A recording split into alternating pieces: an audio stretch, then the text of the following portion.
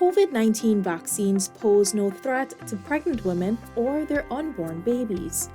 Minister of Health Dr. Frank Anthony is encouraging pregnant women to get their jab since the benefits of receiving the vaccine outweighs any potential risks of contracting the coronavirus during pregnancy.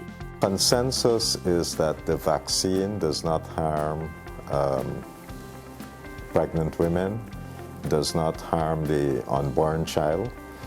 There are millions and millions of persons who would have received the vaccine during pregnancy and it had no effect on the baby. So among the obstetricians globally, the advice is that you should get your vaccines during pregnancy.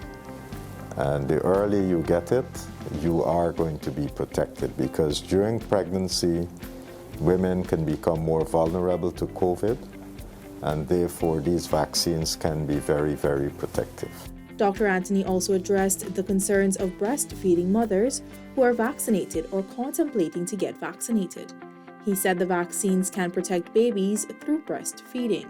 For those breastfeeding mothers too, there's no contraindications that during breastfeeding that if you get the vaccine, it would harm the child. On the contrary, if you get the vaccine, you can produce antibodies, some of which would pass through the breast milk and would help to protect the baby. So it is better for you to get the vaccine if you're breastfeeding.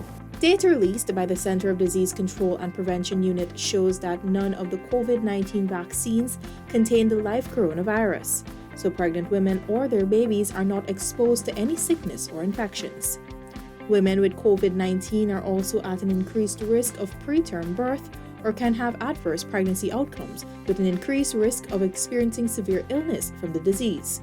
This includes sickness that requires hospitalization, intensive care, need for ventilator or breathing equipment, or even death.